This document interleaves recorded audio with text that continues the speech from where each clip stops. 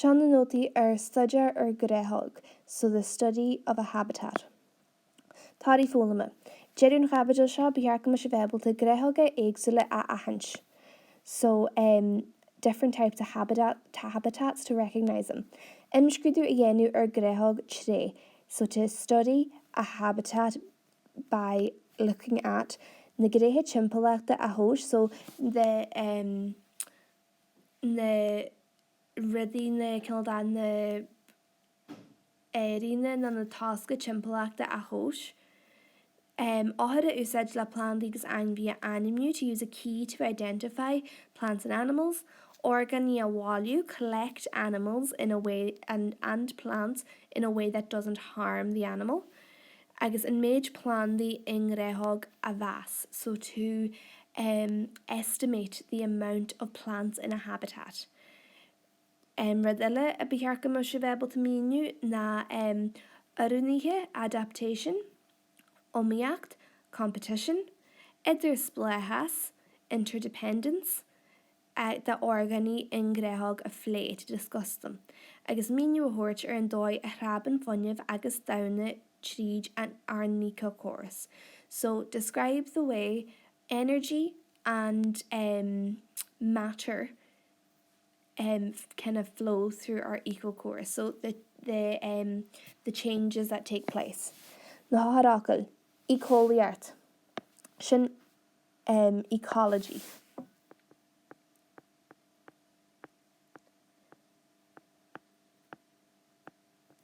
Chimpalacht, environment. Eco-chorus, sin ecosystem. Se Janig me se eco-chorus in Maryland sin a slide journal. Ecosystem.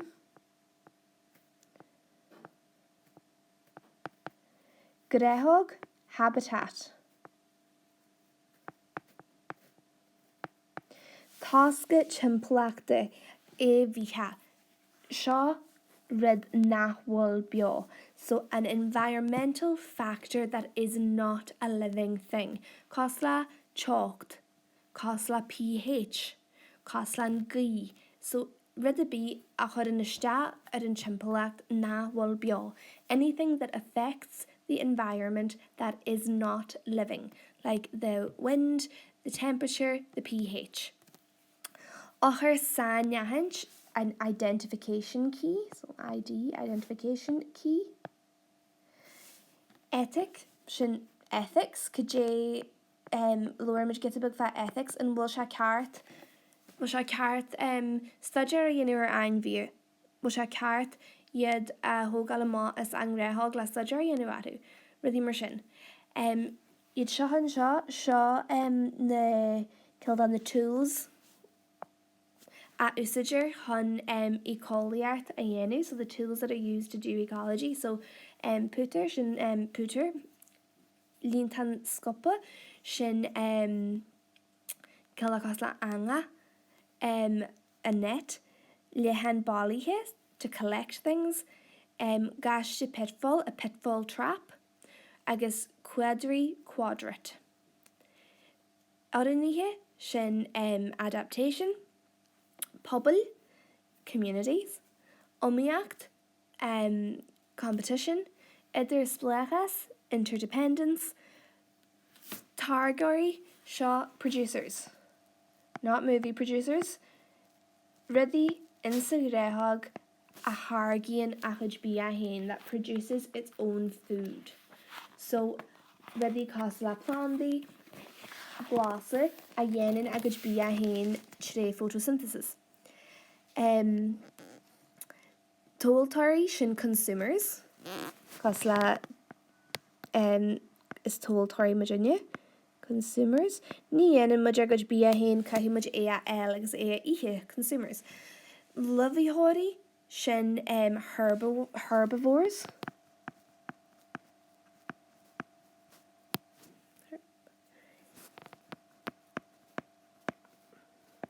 Fueltóirí, carnivores. Illitóirí sin omnivores. So herbivores sin the vegetarians. Ní ísan siad angry. Carnivores ní ísan siad angry. They only eat animals. Omnivores sin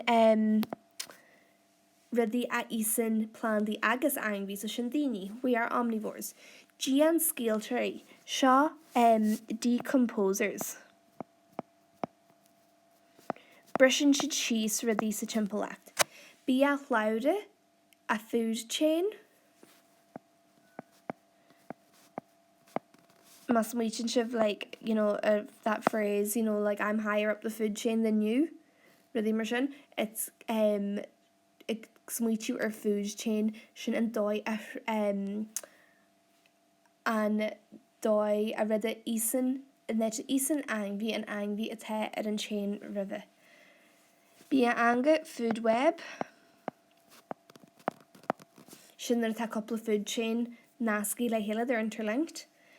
Srabu funniv, this is energy flow.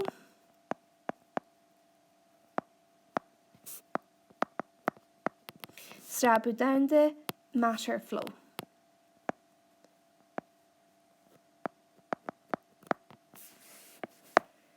Ecoliart. So sin an staideár ar ecochorus, the study of an ecosystem. Ecochorus an sin an staideár ar an dói a idir gríúin plandaí agus ainmhí le chéile agus a jimpolacht. Agus tá siad rinse iste an na ecochorus. So tá definitions in tá teachta sa chabadal seo. Definitions are super important. So le bardal fóla miad. Staideár ar an dói a idir gríúin plandaí agus ainmhí le chéile agus a jimpolacht. So how everything interacts. The environment, the plants and the animals. Sampli da sin, sampli da chinealatha ecochorus difriúil an foessa, a desert, an fádish westi, the rainforest, talú fairy ar fédi, so like grasslands, agus clada an tray, the seashore. Is a ecochorus ahar mór le cinealatha céarna timpolacht agus rudí bio ontu. Ata should raw war la staideár dhéanamh. We cannot study an entire ecosystem, tá sin raw war. So brisin does an ecochorus, an ecosystem iste in Ghnáthóg, habitats. An éitechóní an ainmhí agus plandaí tíbhastí den ecochorus. So the place that plants and animals live together within the ecosystem. So Chinealatha difriúil habitats a higlaat staideár dhéanamh as le grassland an puerta an chéireann, puerc scála tí muid an scáil, tray agus rudí mar sin so just éitethe faoi lei a higlaat staideár dhéanamh. Not the full ecosystem, just one habitat within it. Pobl sin grúpi plandaí agus ainmhí a fóníon le chéile. So tá siad ag an pobl amhain nar a tá siad ag sa Ghnáthóg amhain. So dlíthe tuaithe.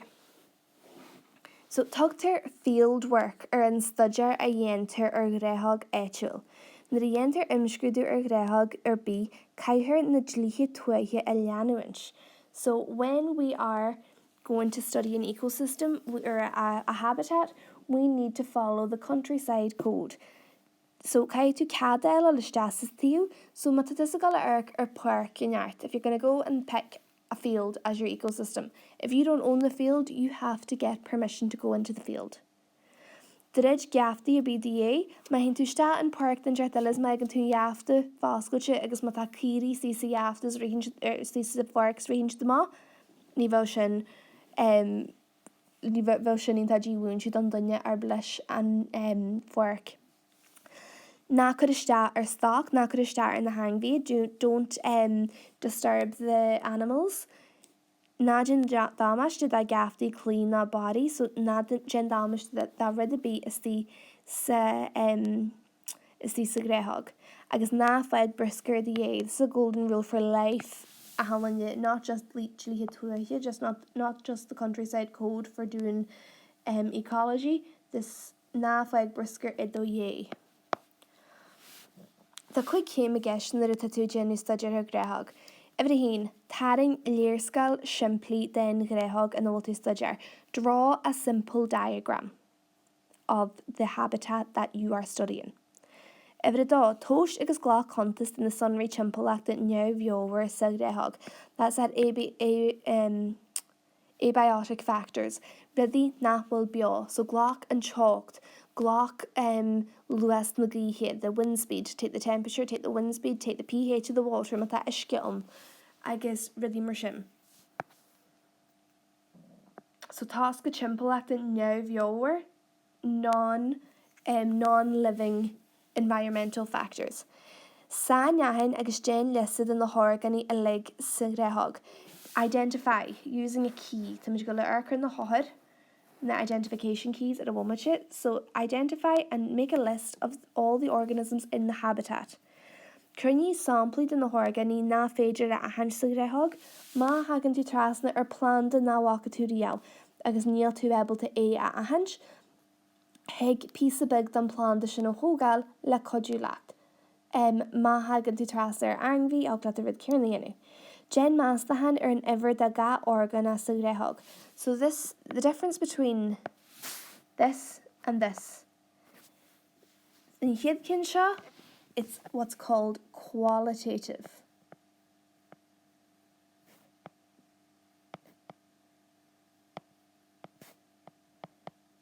So Shaw na kina la had the different kinds of animal. Darnakin Shaw quantitative. Quantity to count. So na head to gaji the habitat ger to ta mata to ige chlada at the seaside you'll say ta partanion ta eishgun ta famnoun, like you'll name all the things that are there, but in shin sadar na hin shaw you're gonna estimate the number of each in the habitat. So qualitative and quantitative studies. The difference, qualitative is figuring out what's there, what types of things are there. Quantitative, we want an estimation of how many of each thing is there. Sunray chimpleachta a hosh. So J usajimuj, matamish geri chalked an air laku, usajimuj thermometer, matamish geri chalked eshkel laku, glacamud usajimuj thermometer, matamish geri chalked an ihir a laku, usajimuj thermometer ihir. Matamish geri janie solish a laku, usajimuj madder solis. Chron the glihe, piece of ribbon agus compass, na wind vane. pH and here madder pH. So these are the equipment you'll use to take each of these measurements. So if you want to take any temperatures, you'll use a thermometer. If you want to take to measure the amount of light, you'll use a light meter. The pH, use a pH meter. Hiad gríwiart. Cén dáir féidirling plandaí agus ainmhí a ahanch. So fregratar sin na compregéanú idir pectad in na plandaí agus ainmhíthe agus úsáid a bhaint is áthar. So trealamh leor plandaí agus ainmhíthe agus an áthar and the key. Agus ag déanú an gríomhíart úsáid an áthar a the an seo chun cead planda a ainmniu. So má arcamaidir seo. Tá step by step. So arcaimid ar a hin seo. Tesagum gowalas go belig gur dandelion a thon. Ní caimid claachú yenu an óhara úsad. We have to practice using the key. So step ahin. Ta fia co thrower igna delagi. So the leaves have a kind of a vein in them. There's a vein in the leaf that is that they're parallel. So we'll shin. So in ches and shaw, ní hé, because the veins in the leaf, na fé has the dilag, the should a gal mar shaw. Níl should fad the mar shaw. So níl should mar shin. So níl na fé coat over, so bogamajiray. Níl na fé coat over, so dilag che gaji ever da. Shaw casla. You know in magazines Johan na a bhí níos óige na stéalsagam fan na gasraí, but na gas a haid beidir. Agus chuir siad ceist, like, are you wearing pink right now? Agus if it was yes, you would follow along the yes line and answer the next question on that line.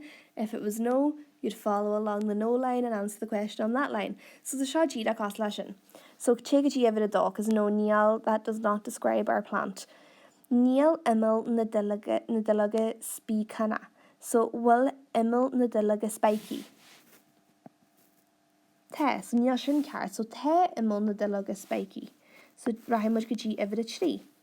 So tá dilige fada ag fues ó one and gas ó bon the stem. So there's long leaves growing from the bottom of the stem. So that looks to be our flower. These leaves aren't growing from the bottom of the stem. These ones are. So red the tugging na casser wen, which is a dandelion. So caiimiid crack do we get in the hot seo said we have to practice using these keys. Ahad angvi. So if it heen will casa it ar angvi. So ma fucking mud hin sean seo. Well casa it ar angvi ma te chega every do. So te again, so we're gonna go to every do. Kweid casa tati. Shisher na octor. So that shishirari, so that'll tell us that it's an insect. Graffihigiton, insect.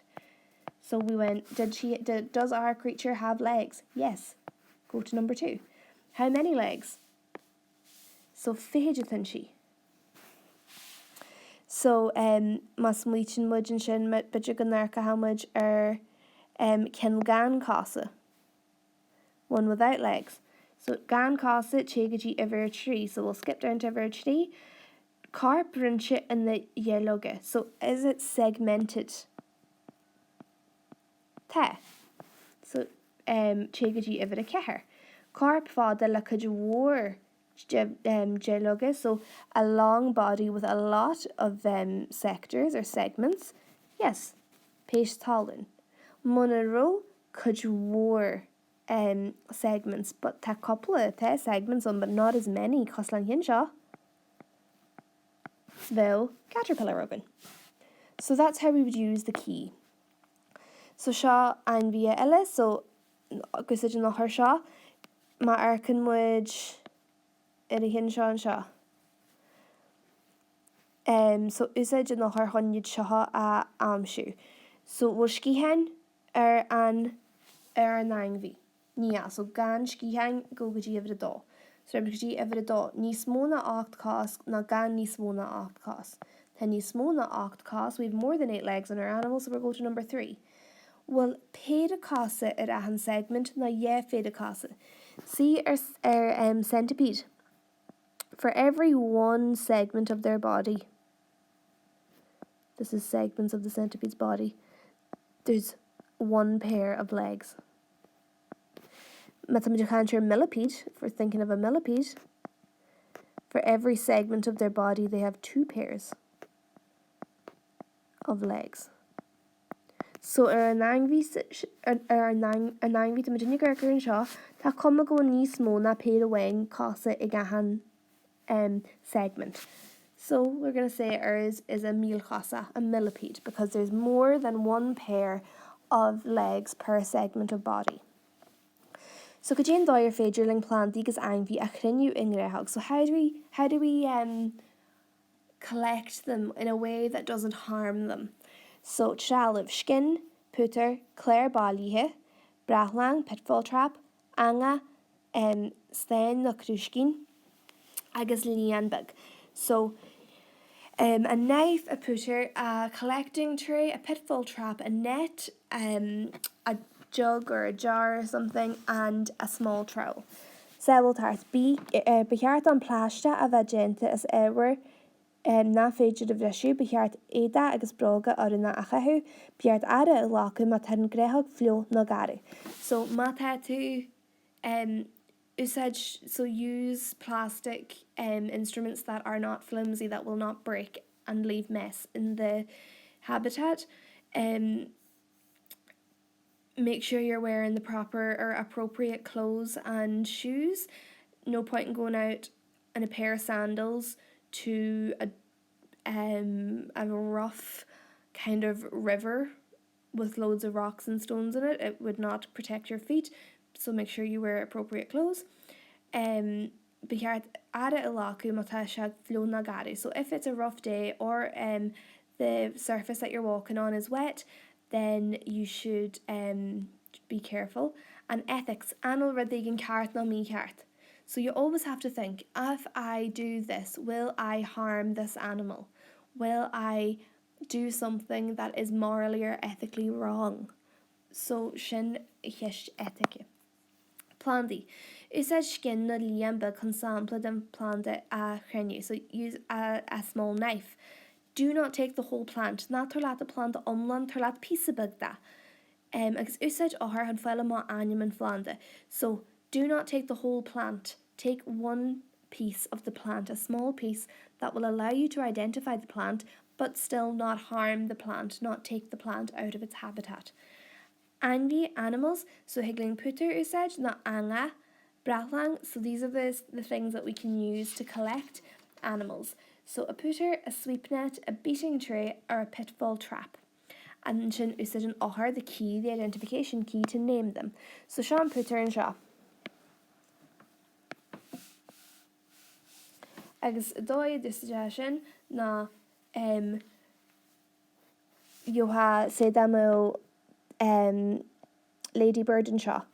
Chud an straw Shaw, suas gajin ladybird, harnya hasha anal, so you'd suck in through this straw, but ta rinchart the kuda Shaw, so you couldn't possibly end up with the ladybird in your mouth.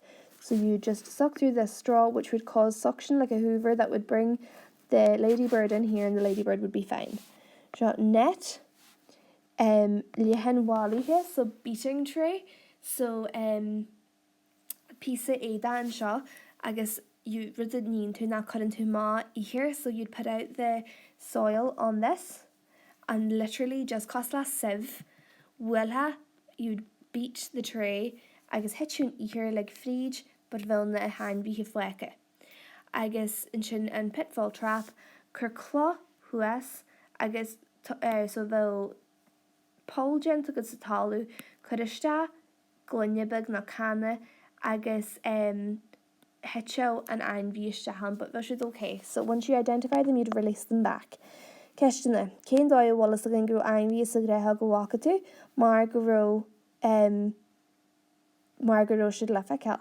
Cén fáil an bhí níos deacra a chringí na plandaí, mar go se able to bogu, ní bhín san leid céarna a gcónaí bín se géirú héna chasanch.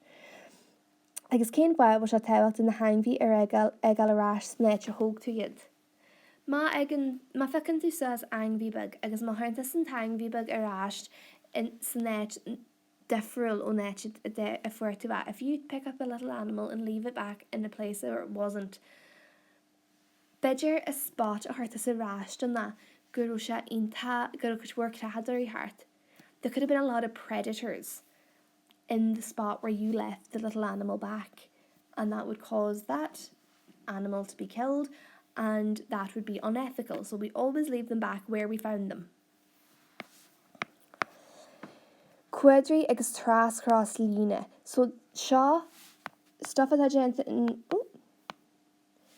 this is your qualitative study. This is for your quantitative.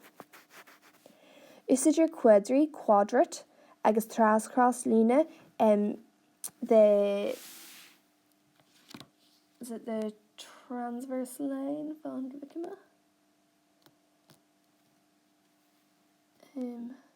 The red quadrat usage in which I had left the transverse line usage faster. So where the taco in shot not ta quadri he's in shot. I guess pretty much rid the nin shot na when you richie that clean it gets rid of bias. Because say jumping too hard, because kicking to and quadri, you throw the quadrat. And wherever that quadrat lands, that is where you take your counts and your measurements and your estimations from.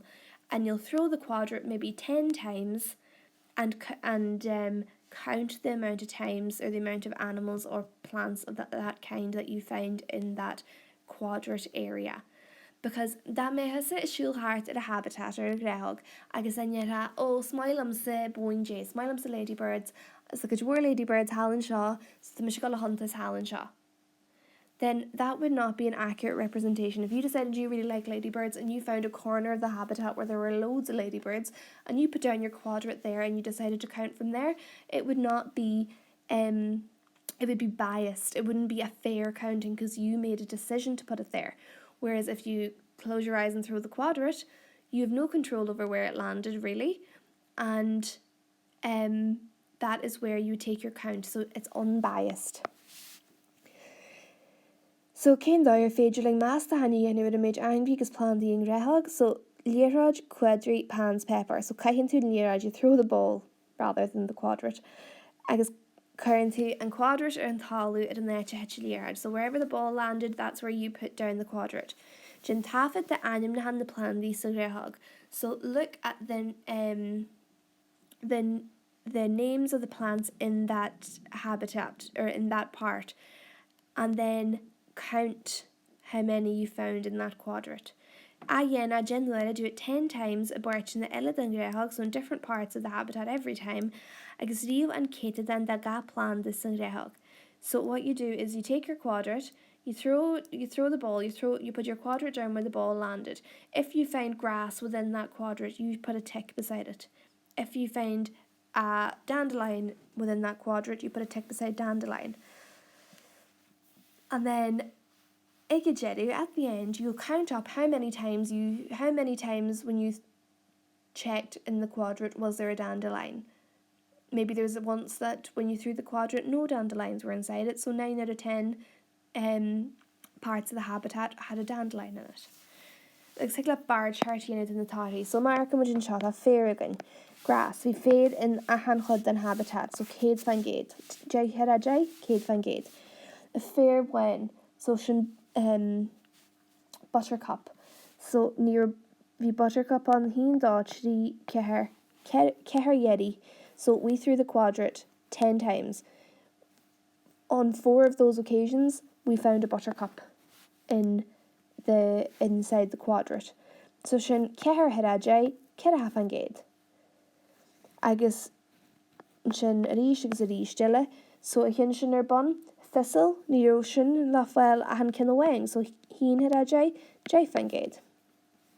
So shall bar chart gente bunny hit at an minikiart, the frequency that plant was found. So kesh na cane crew take a quadrate, the sham the yarnag, cane find their yard quadri if you cut it and etch if image should be a timage igeri in Ghnáthóg. Why don't we just pick our own place? Because the results will be biased. You have to be fair and impartial. Cén dáir féidir leat cinú go bhfuil an quadri and quadrate cut it sa Ghnáthóg random. How do we make it random? We turn around, we throw the ball over our shoulder and we see where it lands. That's how we make it biased. Or unbiased rather, it's random. Agus cén foiin na mín mar mai I quadri chun más the hanianu ar ever angmhíthe. Tína bhfuil quadrates mai chun angmhíthe a chuntas. Agus na a chaithinn tú líorthad, scairthe tú a hiúil a taingmhí, agus fannáma chun tú síos an quadri ní bheith angmhíthe bí fleice on. So, adanu, adaptation. So, seo rud bhí muidir country that sa chabidil bonus ní beower faste. So, structure na nos. So, off by heart, lewer dal. Structure na nos. A chodín le organa fanart beátí wistí den Ghnáthóg ná an phobal.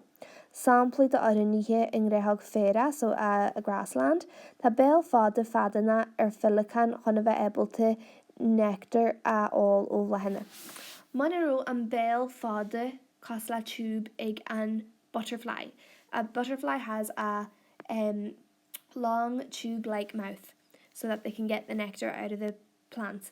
If the butterfly did not have that kind of mouth, it wouldn't be able to get the nectar out and it wouldn't be able to eat. Tá demar an géireann ag bulb leis na plandaí go bhain siad a bia a mahas. So it's like a camouflage. So some animals have the same colour as the kind of food they eat. So that can be sitting on the leaf, eating away, and maybe a predator, crathador, wouldn't see them. So sin a belateg butterfly. Butterfly is not that cute close up. So Jen taide agus mini an bontaise a bhaingin an haraní seo. Crewyd drama ag an Ghnáthóg, ag hedgehog. Why is it good to have a backbone? So I go shab the bugú níos squishteag for the mission. Arc soul mohig shock. A hawk meant to have good eyesight. So if it's got good eyesight, it'll be bishop able to and prey at any sphere. So they'll be able to find their prey easier with good eyesight. Tá cúine able to regas it, he will shin in the aduni him why is that a good adaptation? So they can get away with prey. As well as that crowd drama ag Ghnáthóg, a hedgehog, why does it have a backbone? Harder to eat. Tá cluasa móda wadurua, big ears on a fox, so dói go jiglofa start go kudama. So nís mót an na cluasa, nís mó fuam a chlungin siad, agus tá siad able to sin genu má exactly go hedge a wall a good prey. Jen frogana calu givri, so they hibernate. So dói na nísiriad. They hibernate to avoid being eaten, because a frog would be a great source of food to an animal in the middle of winter when there are no plants to eat or few plants to eat. Swallows migrate to Africa during the winter. Can this go níslú Fiji to fuiar tímui, níl Fiji tímui. Whenever it's cold outside, there's not as many insects outside for them to eat, so they migrate to Africa where it's warm. Tá fréile ha fáda dón ag casar wain. Dandelions have long deep roots. Nís fudge shees a hain and the fréileha, the deeper the roots, the more water they can take up. Agus fásta nís fudge shees a hain the fréileha nís jack a teisiad la pacu. If the roots are very deep, the harder it is to pick. The famine inta solupa. Seaweed is very flexible. Tiwil shin mai, mata ishke ichartishta. There's a wave coming in and hits the seaweed. Mata musha inta called that rigid. Vrishusha. Ta ball gan air it could famine, which I think is really cool. And the air bubbles it has the the way like seaweed is sometimes like bubble wrap. So be like piece of good. Agus be like bubbles air onto. Sin sa dói go floatlan siad a tuisce, go siad able to snab a tuisce, agus plain siad salas na gréine. If they didn't have those bubbles, they would not float on water and they wouldn't get enough sunlight to do photosynthesis. Tá jilge ag planta and sméideadú, so the thorns. So that's to avoid being eaten. If you see a thorny, if an animal sees a thorny plant, they will not try and eat the fruit of it because it could hurt them. Is féidir le ein gramu de curt cran, so ivy can cling to the bark of a tree, so dói go siad able to fleis suas in cran agus níos mó sála shell. Agus in sin tá blehan a gal bui I calm them. So to have bright yellow flowers attracts insects. So sin orunige adaptations a te ag Angvigus plandy for Honya a jimpelacht. On the earth competition. Nair ta rid egin de yi yen an ismo organa at a gantinus on. Definition. Follow me, learn it. When two or more organisms need something but there is a lack of it. So a competition takes place when two or more organisms require something that is in scarce supply. So sampli, anvihe, cretu spes, cretu bia, cretu ishke. Plandi, solus, spes, ishke, agus mienri on iher. So you wouldn't think plants were capable of competition, but they can, because mata cran, mata kring ra gongra da hele, níl siad a fel go leor solas. If they're too close together, they're not getting enough light, which means one of them will not thrive in that environment. So tá iomaíocht an bhaine solas, agus isce a hadan solas ón talú acu. Idir splé has interdependence. Bín ga organa in Ghnáthóg ag bre or organí eile an fan ar bio. Simple as every single organism is depending on another organism to be alive, to stay alive. Like humans could not be alive without animals and plants. Plants could not be alive without insects to pollinate them and sydoigamo a targuon. For plant reproduction, sometimes you need insects. So they are interdependent. Everything is dependent on each other. So angvi brehar plandi, kunini bre fair hum bia a el. Rabbits eating grass need grass to eat. Plandi brehar angvi, plandi brehar vaha, so bees for pollination. This is why we need to save the bees. This is why we need to put a teaspoon of sugary water in our back garden for the bees, because gan na bees ní bhfuil plandi able to pollinate. They wouldn't be able to pollinate. Agus in sin tucur léadú ar a méid plandi atá ar an dón, the amount of plants on the earth will decrease significantly. Agus in sin tá se ha angmhíthe agus daoine ag ríthe más bia. So if the bees die, it's the end of the world. Put some sugary water out for them. Plandi bread a hiile, plandi ag bread a hiile chun fáscu a el. Was the dói a bhín plandi in grúpi cosla cully, a forest. They're in groups because mata should le hiile tá fáscu acu. They have shelter. You know that there's a weirty and we like say if we went on an Arctic expedition and we were left stranded. Though a hanlanye congra da hiile fonyin chas. Fonye fáscu el. Nín penguins sin fásla. Angvie ag bre ar angvie eile. Mádú rua ag bre ar chuní ní hon bia a el. So the rabbits depend on the grass for food. The foxes depend on the rabbit for food. That means the fox is dependent on the grass, because if there was no grass, there'd be no rabbits, and if there's no rabbits, the fox has nothing to eat. So idir splé has bia, food interdependence, so that trí ói éagsúile ein organí agad bia. Tá targóirians na rudí a na horganí a chrúhíon agad bia hain. They make their own food, so the producers.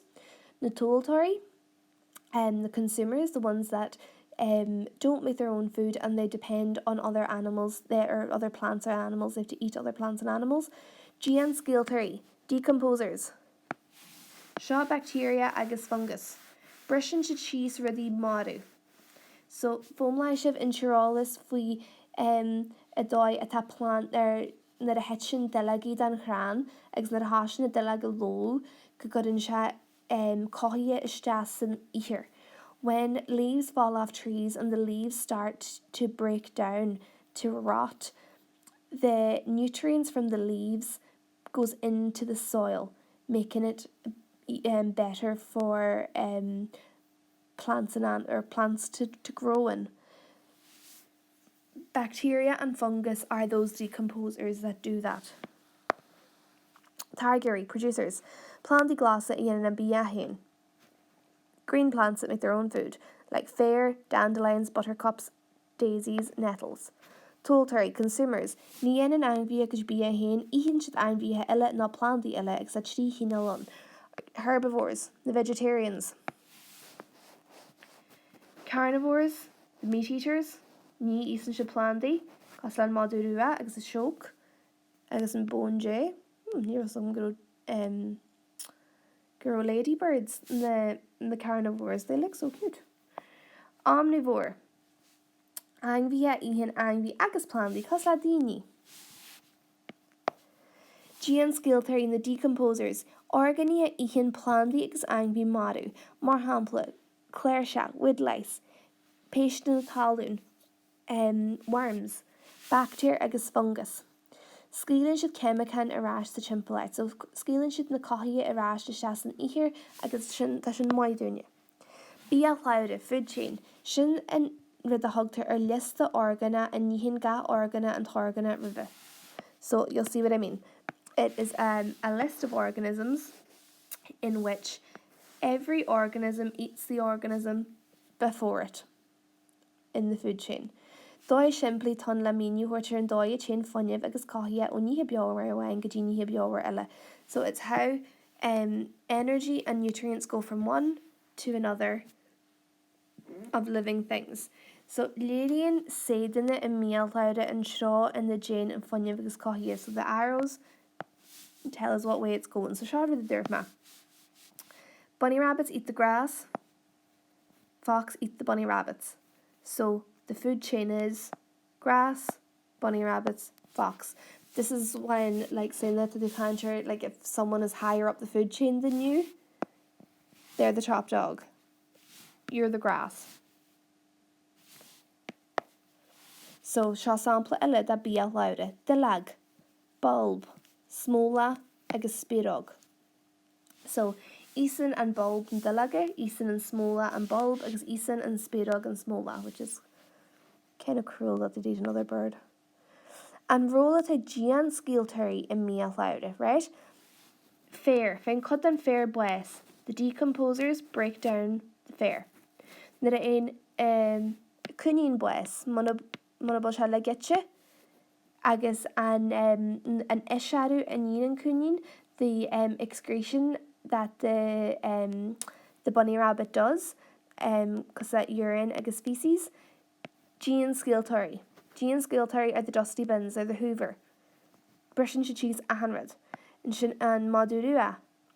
Nid boes, agus a reached and moon agus and feces. Brishin the gian skeelterry shisa. So gian skeelterry, super important. Bia anga, food web is nita bia laudi naski la yella. So when food chains are kind of linked in together. So we could have a food chain here, but then that might not tell the whole story, because not every níl a fair one a leg itche again hull glass or hull glass that codda itche again bulb. So this is what we mean by an interlinked food chain. Not all of these in the fair one at east and buttercup a bit. Shape buttercup. Níl the buttercups a leg itche again a green fly. Not all the buttercups are eaten by the green fly. Some of them are eaten by caterpillars. So although this is a food chain, this is all, I need to start using a different colour. This is also a food chain. Start using a better colour. Or this could be a food chain. So there are many different food chains there. I definitely should not put as much red on that. So in nga biel houde Brishan Jean Skiltery she's planned these and be moderate. Every single step of the way, Jean Skiltery decomposers are doing their job. So my Archimagin Shaw, Cole and Targor, where is the producer in this food web? The funchugga, the ash tree, Shin and Targor, that is the producer that makes its own food. That's the start of every food chain. And Shin herbivores, Shon the herbivores. Ni isen shid ach funchug, they only eat the ash tree, they only eat the plant. So ni isen shid angvi. Ma archimage if we try and find the carnivores, Coslan bonje, the ladybird, it only eats the green fly. It does not eat any plants. But then Olchoan, the owl, only eats the mice or the robins. So the the carnivores. Zin shin mathamaja kwertu na omnivores, shaw and lohag agus and spejog, because isen shid and funchug, they eat the ash tree, and lohag and the rather thishin in the herbivore foster, because it doesn't eat, it's not connected to any other animal. So it's only a herbivore. It's ísan se plandaí amháin ní ísan sé ainmhí. Ach má arcan muid an seo an spideog, an robin. Ísan an robin funseoga, ash tree leaves. Ísan siad caterpillars agus ísan siad paste. So they're omnivores. So they eat all three, or two types. They eat plants and animals. And dóigh rabin funineh an ecochorus. So how does energy flow in an ecosystem? So funineh an ebaltart obair a dhéanú. So first, rinse seo not ciad blian tús na bliana. Rinse seo in probably man 4 na Jedi 4. Funineh an ebaltart obair a dhéanú. Energy is the ability to do work. Agus is féidir leis éiriú ó form amháin go form eile. Is í an gíríon an fríú funse funineh da ga ecochorus. The sun is the main source of energy for every ecosystem, for everything on Earth. That is why if we woke up in the morning and the sun had gone out overnight, somebody turned off the sun, ní bheadh gabi beo, nothing would be alive. Gentar biad the funineh na gréine la photosynthesis. So tashin the plantaí glasa, the green plants start. They absorb in sunlight to do photosynthesis to make their own food. And that is the start of every food chain and food web. So sraban and funineh frígin ecochorus na ichin ga organi in kin at rive. So srabu funineh on fair kujin kunin kujin madurua. That is how the energy is flowing. Culture codda na imíon codda chas na organi istas the chimpalacht. So tan organa geria héna conyache and some of coddan chas in culture. Hokala organi esharu. So we'd lose some energy marial or esharu excretion. We'd lose some energy because of excretion. Ní each your cod part need in the organi. So not saying it's a waste, but mata angvi igihe angvi a left. Animals eat another animal and they don't eat the teeth and bones. That's some energy that's lost. Agus culture could war funineh evarm chasset na gian skilter nihe marva. So but anyway, we lose lots of energy, lots of heat energy when decomposing dead materials. Ní hain a hartha jaifangade den oniv o organa go horgana a mias louder. Killian sin go galcher hartha nlicha fangade ig ahan hain. Every step of the way we lose 90%. So bialouder, so in the bialouder shot Alianis, riú goró cé Jamila kilojoule da oniv san air. Agus I tú I glacu leis go gaidirn líhe an géad den funineh I ga céim den bialouder, riú cyféad funineh a bhil fáil don shook. So if we take this step by step, there was in the grass we had 10,000 kilojoules. We lose 90% every time. So stand the calculator. Tatu gola her Jamila. 10,000 and you're going to multiply by 10%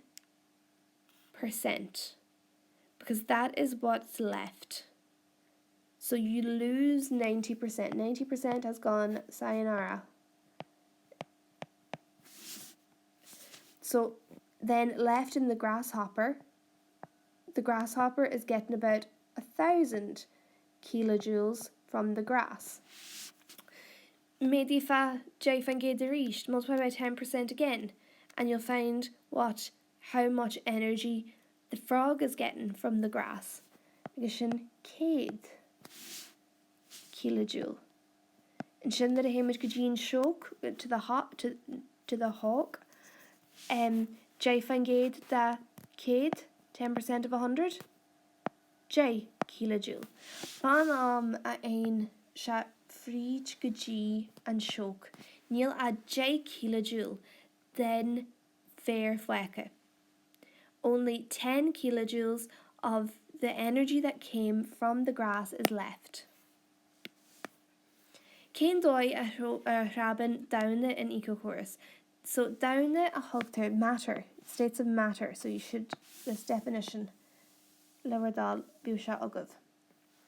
Dauna a hugtar geherbi a lachansa space.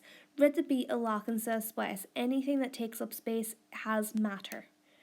Suan plantaí dauna iste ón timpplacht. So plants absorb in matter from the environment. Mar hampla, suan na fréomhaithe calcium ón oíche.